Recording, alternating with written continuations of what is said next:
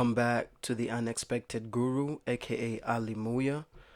With no further delays, we're just gonna hop into the part two practice test of the tanker. If you missed the first one, just select one of the hyperlink above here on the screen. It will lead you there.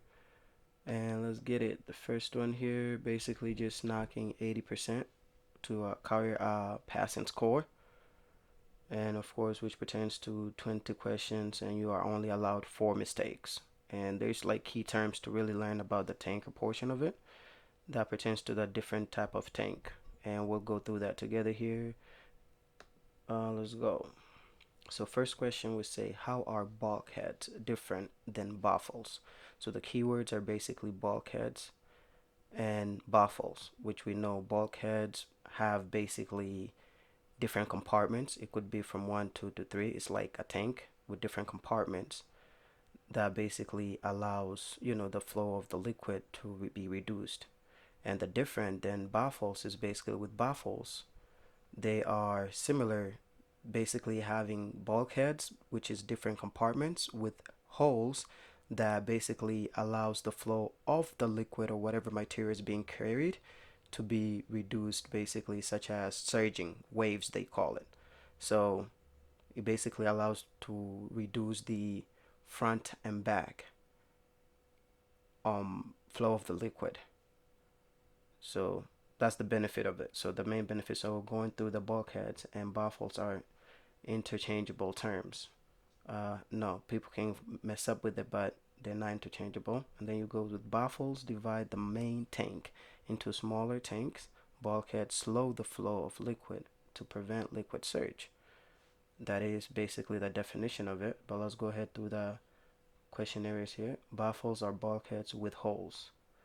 That is basically determining what baffles are, bulkheads with holes. Then we go baffles control side to side surge, bulkheads don't. So side to side, front and back, they still have it. So what basically pertains to the answer is baffles are bulkheads with holes, which basically says some liquid tanks are divided into several smaller tanks by bulkheads. Baffle liquid tanks have bulkheads in them with holes that let the liquid flow through. The baffle helps to control the forward and backward liquid surge. Side to side surge can still occur. This can cause a rollover. So basically, baffle help to control the forward and backward, which we mentioned, and having with the which saying that side to side can definitely occur as well. Then we go empty tank vehicles can stop in a shorter distance because of the weight differential. The answer is technically yes, like basically saying true, but empty tank basically flows similar to a full tank in a way where it's way lesser. So the answer will actually be false, knowing that empty is hard to control and is designed to rock like 80. Then we go to number 3. You are on a level ground. What would you do? Basically, keeping your foot on the brake pedal at a stop sign. Hopefully we go that. So we go the first question here, or option we go, so the vehicle don't roll forward. So the vehicle won't roll side to side, or whatever sideways they want to say, because the surge of the liquid in the tank could cause the vehicle to move forward or backward. That is true. So we have multiple. Then we got all of the answer above. So technically, if you're keeping your your foot on the brake, the vehicle won't roll forward. That's number 1. So technically, all of the above is the correct answer. So either option. So this rollover is kind of like optional in a way. So because the surge of the liquid in the tanks could cause the vehicle to move forward or backward. When coming to a stop, the liquid in the tank will surge back and forth. When the wave hits the end of the tank, it tends to push the truck in the direction the wave is moving. What 3 things determine how much liquid you can load? We know the weight of the liquid and the legal limits and the amount of the liquid will expend in transit, and then all of the above. So it technically says what three things, and all of these are true. So boom, we select that. We're going to shoot a tank vehicle take curves on ramps or off ramps at the same posted speed limits? The answer is no. That we already know, but we got to go through this just to understand what will cause the reason. So if you say yes, tank vehicles have a low center of gravity, that's false because we know it's high. And they say yes, tank vehicles have a high center of gravity. So it's basically the opposite, just trying to trick your mind. Then we go no, tank vehicles have low center of gravity. So we know that's not it. The call will be no, tank vehicles have a high center of gravity. So which method is best for stopping during an emergency while operating a vehicle with a tank? Best for stopping. So that's what we're trying to do during an emergency. Control braking. Yes, that's technically what's necessary since it's a emergency. Then you go ABS braking. That's not necessary, but we understand the term emergency braking. So those are basically the valves. If you're really messing with it, you just gotta know what you're doing. And parking braking. So those all are part of emergency. So if you do control braking, you're basically, coming to a complete stop. Boom. That's an emergency. Whatever happens basically happens. Boom. So we're doing a good job. So let's go ahead, get this green lights all the time. You must know the outage requirements when unloading a tanker, transporting cargo in an unbaffled tank, hauling liquids in bulk, none of the above. So they're basically saying, when should you know the outage requirements? You must know the outage requirements when basically all of those. Hauling liquids in bulks, basically transporting, controlling, but it doesn't give you the option for all of the above. So we gotta really know here. Technically, we go boom, transporting cargo in an unbaffled tank, hauling liquids in bulks. So technically that's the true answer, because when you're unloading, you already know what's up. Boom. We go what to check for when inspecting a tank. What do you check for when you're basically approaching or initiating with your truck? So our office, let's say you intake, discharge, and cut off valves. One. Then you have pipes, connections, and hoses, main holes, covers and vents, tanks, body, or shell. You want to do all of that, so that way your office is good to go. Alright, we have question number 9 here. In which direction do baffled tanks not usually prevent the movement of surge? So we know what baffled tanks are. In which direction do baffled tanks not usually? So we know baffled tanks, they're tanks with holes that assist the front and back. So now they basically want to know what specific movement like surge it doesn't basically assist. So we know it's side to side, because side to side can always occur. But let's go ahead through the option. We have up and down. Up and down, they got low, what's called a high center of gravity, so that's false. Side to side, that's our answer. Then you go forward and backward, that's what it prevents. And it's basically asking in which direction do baffled tanks not basically does, so we know side to side, but then it has all the above. So if you don't know what you're doing, you just gotta really review the manual when necessary, or continue to do more practice. But the answer will be side to side. Then we go when you unload the smaller tanks of a tank with bulkheads, be careful to check your boom. The number one question, we know the answer, because you're basically unloading each tank within your what's called each compartment. So what do you want to check for? Do you want to load the first one or the last one or the middle one? We know the answer will be weight distribution. So to going through here will be tire pressure, that's not necessary. Okay, then we come to outage. We know what outage is, the expansion, but you're basically unloading. You check weight distribution, that's what we're looking for. And he says last one here, center of gravity.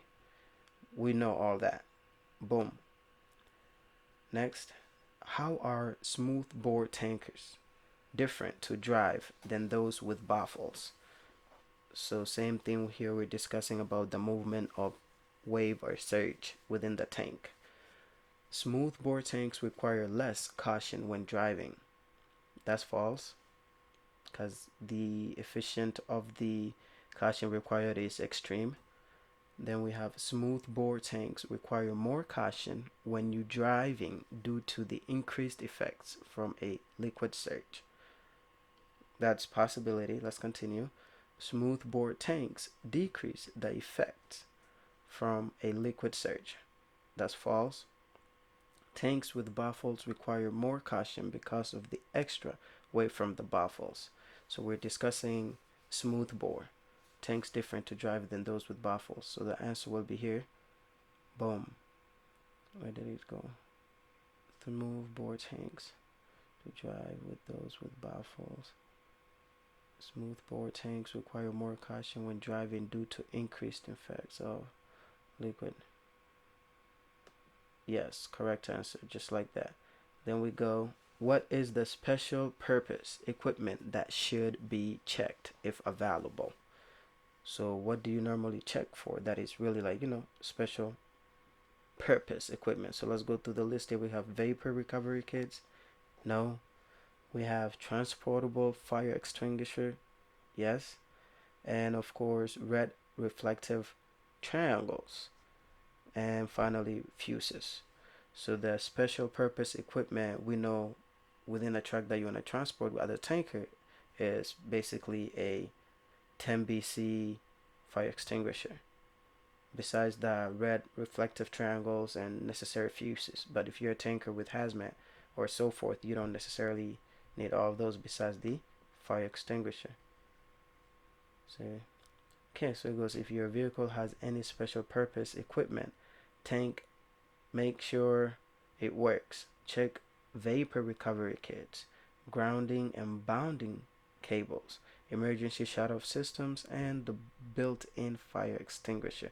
So all of this should be in there anyway. So it's known as the term vapor type recovery kits. Besides, so technically should include all of those with that, as was mentioned. A tank vehicle is vehicle used to transport any liquid or liquefied gases, material in a permanently attached tank, and a portable tank having a capacity of 100 gallons or more. That is true. A tanker trailer for hauling liquids with no baffles. False in a way, the fact that they said no baffles. Then we go all of the above. So there's two. Okay. A tank vehicle is a vehicle used to transport all of these. But I don't know why they included that in there, but that's just a trick. So the answer is there, any liquid or liquefied gases material in a permanently attached tank, knowing that there's different type of tanks within that. But yes. And the reason is tank vehicle is a vehicle used to transport any liquid or liquefied, basically saying liquid or gases, material in a permanently attached tank. And then they do have those tanks that are known as portable, which are temporary. In which of the following about emergency steering and tanker is true? Apply the brakes hard and steer around the hazard. No, you don't want to do that. Tankers are hard to roll over due to low center of gravity. That's false. Oversteering is unlikely to cause a skid. That is between. And finally, we have don't apply the brakes when making a quick steer movement, because that will mess up everything else. So it's basically asking which of the following about emergency steering and tankers is true. So you don't want to oversteer. That's one thing. So that's why it says oversteering is unlikely to cause a skid. Don't apply the brakes when making a quick turn movement. Boom, just like that. You don't want to do sudden brake and then you're making the turn. Then not just roll over, skid, and everything else occurs, because you're a tanker and you're hauling whatever it is. So you don't want to do such incident But continuing on here, we have smoothbore tankers are more difficult to drive because they only have two baffles. False. Smoothbore is basically tankers with no bulkheads, no compartments, no nothing. It's just smooth. So you have everything going on. You just gotta be cautiously. They have nothing to slow down the flow of liquid. True. They only have bulkheads. No, because we're speaking of smoothbore. There is search only when stopped. False. There's search anytime. So this basically be the right answer there. Having them smooth. Alright, next question here. Never park a tanker carrying explosive A or B within blank feet of the traveled part of the road. So if you're near the road, we're not saying like at a truck stop, or let's say you're driving down the road and you're an emergency occurs that you have to shut off. If you're on the road, technically you have to stay at least 5 feet. But if you're trying to take a quick break or whatever, it's 25. As they say, you cannot really, like, you're explosive. You don't want to be too far from your vehicle without a protective location. So we go 5 feet. Boom, just like that. Finally, we're at question 17. The person in charge of loading and unloading a cargo tank with hazardous material must be within blank feet of the tank. So if you're loading and unloading the cargo or the hazardous material, you must be, like we mentioned, 25 feet will be the nearest place, and even if you have an assistant or a watcher, and 5 feet if it's just an emergency. Boom. Question 18. Portable tanks mounted on a truck or trailer must be at least how many gallons to require you to have a tanker endorsement on your commercial driver's license? That's simple, right? We need the minimum and max tag basically.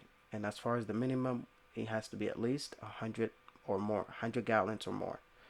And all of this is just acceptable. Or 1,000. So times 10, as far as that, which is basically pertaining to a tanker's endorsement is required if your vehicle needs a Class A or B CDL and you want to haul a liquid or liquid gas in a tank or tanks having an individual rated capacity of more than 119 gallons and aggregated rate capacity of 1,000. So 1,000 is the max and 119 is the minimum, or more, that is either permanently or temporarily attached to the vehicle of the hauling. Basically, just as we mentioned, there are permanent and also temporary type of tanks. Use of baffles are sometimes forbidden because baffles, we know what baffles are, tanks with compartments and so forth. They are hard to clean when hauling acid. That is true. They will not meet outage requirements. False. Of sensation requirements. Basically, it's true, similar to us saying that it's hard to clean. Sensation is just, of course, the regulation termination.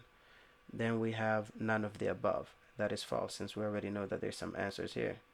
Boom. Number 20. It is best to keep the center of gravity high. We know that it's always high anyways. Low,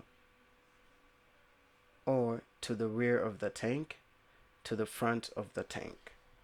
So we already know that center of gravity is already high. So the goal is to basically keep it towards the front in a way, so it's not everywhere. So low is the most recent to go to, but the goal will be low as usual. It's best to keep the center of gravity as low as possible, so this way you have less maneuvering. Okay, so it seems like we did great just for a quick few minutes, but as usual, if you dislike your result, you can always retake it to catch up and proceed as usual. But the more you do it, the better you get. So until next time, I'll see you guys on part 3, and we will be starting the hazmat as soon as possible. So y'all stay tuned and check it out. Blessed.